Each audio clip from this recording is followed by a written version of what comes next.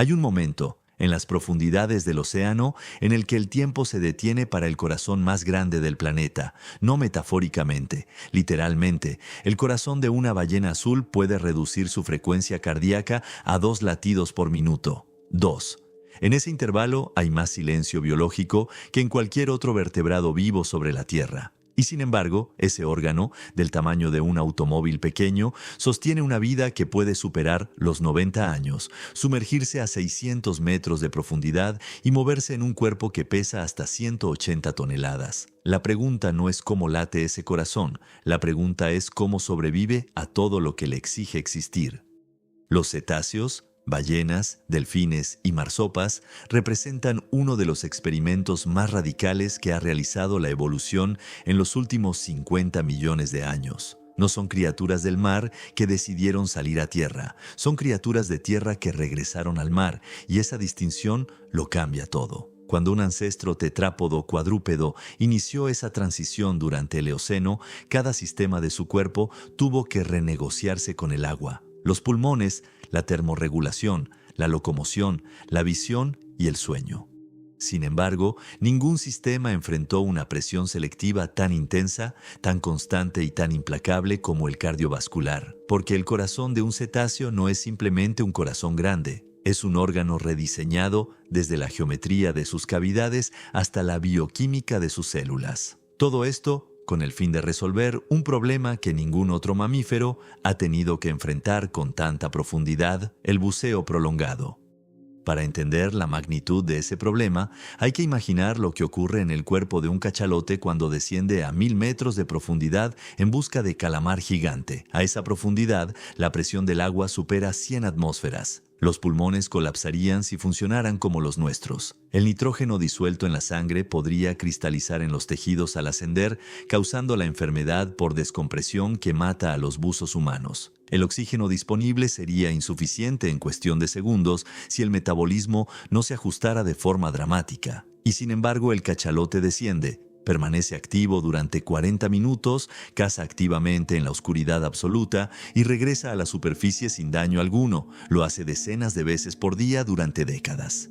El corazón es el arquitecto de esa hazaña. Pero para comprenderlo hay que comenzar mucho antes de que existiera cualquier ballena. El linaje que dio origen a los cetáceos modernos se separa de los artiodáctilos terrestres. El grupo que incluye a los hipopótamos, cerdos y ciervos hace aproximadamente 53 millones de años. Los primeros cetáceos, como Pakicetus, eran mamíferos cuadrúpedos que vivían cerca de ríos y estuarios en lo que hoy es el subcontinente indio. Tenían orejas adaptadas parcialmente para percibir sonidos bajo el agua. Cazaban cerca de la orilla. Su corazón era, en esencia, el corazón de un mamífero terrestre. Un órgano de 4 cavidades diseñado para bombear sangre a través de circuitos pulmonares y sistémicos en un cuerpo que respiraba de forma continua. La transición al medio acuático fue gradual, pero las presiones evolutivas se acumularon rápidamente. Cada generación que pasaba más tiempo bajo el agua enfrentaba el mismo dilema fisiológico. El oxígeno es finito y el buceo es costoso. Los individuos que podían gestionar ese recurso con mayor eficiencia sobrevivían y se reproducían. Con el tiempo, esa selección esculpió un sistema cardiovascular completamente diferente.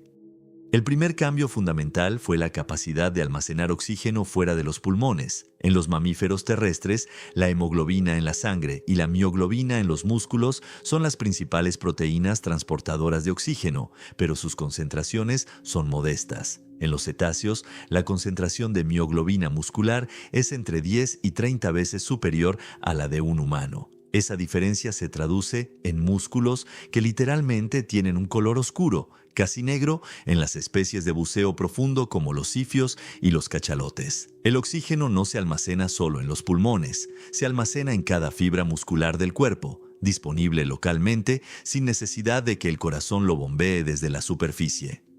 Pero el almacenamiento solo resuelve una parte del problema, la otra parte es el gasto. Si el corazón siguiera latiendo a la frecuencia de un mamífero activo durante el buceo, el oxígeno almacenado se agotaría en minutos. Aquí entra el mecanismo más elegante de toda la fisiología cetácea, la respuesta de buceo. Cuando un cetáceo inicia un descenso profundo, Su sistema nervioso autónomo activa una cascada fisiológica coordinada que los investigadores denominan diving response o reflejo de buceo. Este reflejo no es exclusivo de los cetáceos, aparece en formas más modestas en todos los mamíferos, incluyendo los humanos, pero en las ballenas y delfines ha sido llevado a un extremo sin paralelo en la biología vertebrada.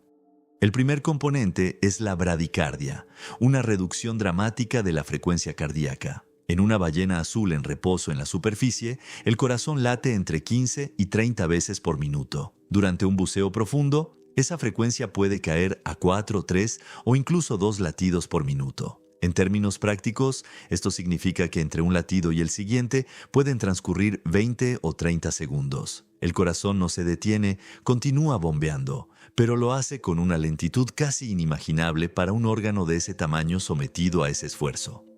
El segundo componente es la vasoconstricción periférica. Simultáneamente con la bradicardia, los vasos sanguíneos que irrigan los músculos periféricos, la piel y los órganos digestivos se contraen. El flujo sanguíneo se redistribuye hacia los órganos que no pueden sobrevivir sin oxígeno continuo, el cerebro y el corazón mismo. Los tejidos musculares, durante ese tiempo, funcionan en modo anaeróbico, utilizando la mioglobina local y tolerando la acumulación de lactato de formas que en otros mamíferos causarían una fatiga incapacitante. El tercer componente involucra al vaso. En los cetáceos, el vaso no es solo un órgano inmunológico, es un reservorio de glóbulos rojos. Antes de un buceo profundo, el vaso se contrae y libera hacia la circulación una reserva adicional de eritrocitos cargados de hemoglobina. Es como si el cuerpo añadiera litros de sangre oxigenada al sistema en el momento preciso en que más se necesita. Esta coordinación entre el corazón, el sistema nervioso autónomo, los vasos periféricos y el vaso no ocurre de forma consciente. No es una decisión, es una respuesta refleja codificada en la arquitectura neurológica del animal, perfeccionada a lo largo de millones de generaciones. La velocidad con que se activa, la precisión con que redistribuye recursos y la magnitud de los cambios fisiológicos que produce no tienen equivalente conocido en ningún otro mamífero. Pero hay otro problema que el corazón de un cetáceo debe resolver, y este es estructural. A grandes profundidades, la presión aplasta los pulmones. En un humano, ese colapso pulmonar sería fatal. En los cetáceos es parte del diseño. Sus pulmones son relativamente pequeños para el tamaño corporal y sus cajas torácicas están construidas para deformarse de forma controlada bajo presión. Cuando los pulmones colapsan, el gas que contenían, incluyendo el nitrógeno, se desplaza hacia las vías aéreas superiores y las cavidades nasales, donde no puede absorberse hacia la sangre. Esto evita la saturación de nitrógeno en tejidos y la consecuente descompresión al ascender. El corazón, por su parte, está protegido por una combinación de tejido pericárdico y la propia estructura del mediastino torácico, que puede soportar esas presiones sin comprometer la función cardíaca.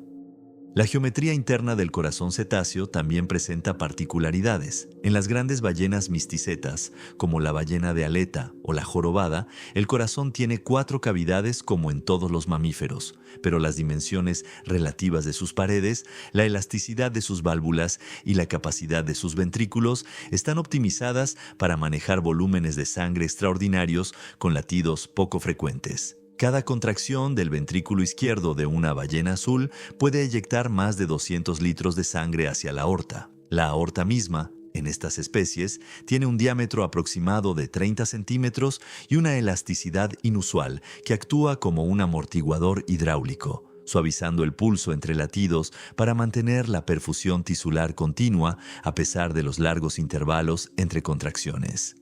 Esa elasticidad aórtica fue documentada con mayor detalle en estudios realizados a partir de ejemplares varados y reveló algo inesperado. La aorta de las grandes ballenas contiene proporciones inusuales de elastina en sus paredes, una proteína que le confiere una capacidad de estiramiento y retroceso sin precedentes en mamíferos de ese tamaño. En la práctica, cuando el corazón late, la aorta se expande para acomodar el flujo. Durante el largo intervalo, antes del siguiente latido, la aorta se contrae gradualmente, empujando la sangre hacia adelante de forma continua. Es un mecanismo pasivo de mantenimiento del flujo integrado en la propia estructura del vaso.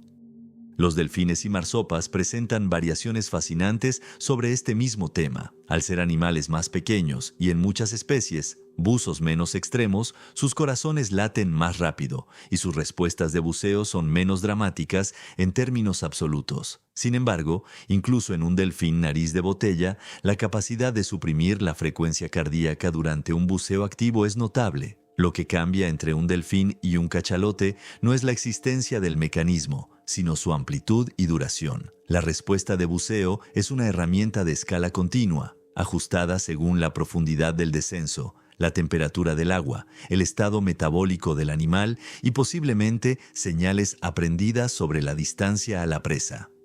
Los sifios, esa familia de cetáceos poco conocida que incluye géneros como Mesoplodon y Siphius, representan el caso más extremo documentado hasta ahora. Algunas especies de sifios han sido registradas descendiendo a más de 2.900 metros de profundidad y permaneciendo sumergidas durante más de 3 horas. Para lograrlo, su fisiología cardiovascular lleva los principios descritos hasta aquí a un extremo que desafía la comprensión. Sus músculos son tan ricos en mioglobina que son prácticamente negros. Su tolerancia al lactato muscular es extraordinaria y sus corazones, aunque no tan grandes como los de las ballenas misticetas, operan con una economía metabólica que los investigadores aún están tratando de cuantificar con precisión.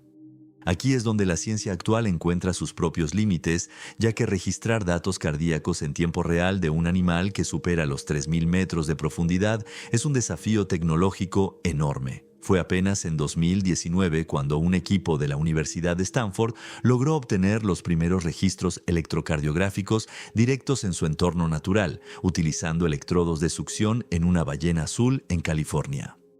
Los datos no solo confirmaron la bradicardia extrema durante el buceo, sino que revelaron que, en momentos de máximo esfuerzo cerca de la superficie, la frecuencia cardíaca sube hasta los 37 latidos por minuto. Este valor se considera cercano al límite mecánico absoluto para un órgano de ese tamaño, lo que significa que el corazón de la ballena azul trabaja al borde de lo que sus dimensiones le permiten físicamente.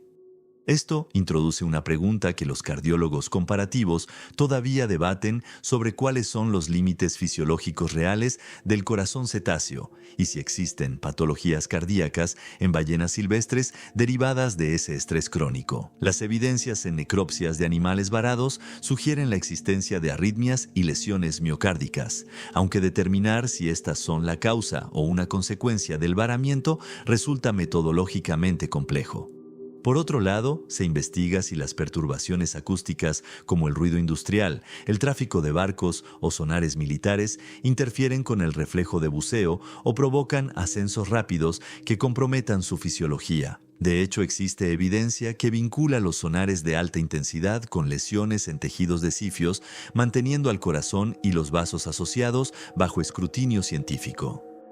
También permanece abierta la pregunta sobre la ontogenia de estas adaptaciones. ¿Cómo desarrolla un ballenato recién nacido la capacidad de buceo profundo? Un neonato de ballena jorobada nace con mioglobina muscular en concentraciones todavía bajas, una respuesta de buceo menos robusta y una frecuencia cardíaca de reposo más elevada que la de su madre. A lo largo de los primeros meses y años de vida, esas características maduran progresivamente. Los mecanismos moleculares de esa maduración, qué genes se expresan, qué señales hormonales la regulan, cómo se remodelamos las paredes vasculares, son una línea de investigación activa que conecta la fisiología del desarrollo con la biología evolutiva.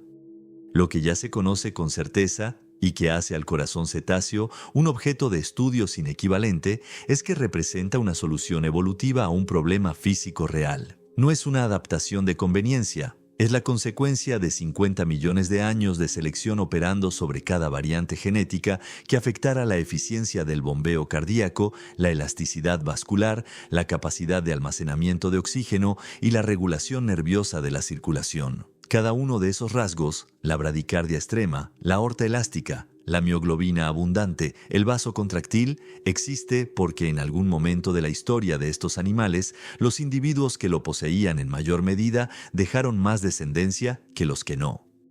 Esa es la gramática de la biología evolutiva. La selección no tiene intención ni dirección, pero produce estructuras de una complejidad que ningún ingeniero habría anticipado. El corazón de un cachalote no fue diseñado para bucear a 1000 metros. Fue seleccionado para hacerlo, generación tras generación, durante un tiempo que supera con creces la existencia de nuestra propia especie. Hay algo en esa escala temporal que reconfigura la percepción. El océano no es simplemente el hábitat de los cetáceos. Es el agente de selección que construyó, desde el nivel molecular hasta el anatómico, uno de los órganos más sofisticados que la vida ha producido en este planeta. Cada vez que una ballena azul desciende en la columna de agua y su corazón ralentiza hasta ese pulso lento e inconmensurable, está ejecutando una solución termodinámica antigua, grabada en su biología por la acumulación de mutaciones favorables a lo largo de millones de generaciones. 2 latidos por minuto. En ese intervalo, la sangre se distribuye de forma inteligente hacia los tejidos que no pueden esperar, mientras los músculos, oscuros por el oxígeno almacenado, sostienen el movimiento en la oscuridad fría. Gracias a su aorta elástica, el flujo continúa fluyendo incluso entre latidos. Así, en la penumbra submarina, el animal más grande que ha existido sigue descendiendo, indiferente a la presión que lo rodea, porque su cuerpo fue hecho, literalmente, para esto. Si te ha fascinado descubrir la ingeniería oculta en el corazón de estos gigantes, danos un like y suscríbete a Ciencia Animalia. Sigamos explorando juntos las fronteras de la vida animal desde otra perspectiva. Gracias por acompañarnos y hasta el próximo video.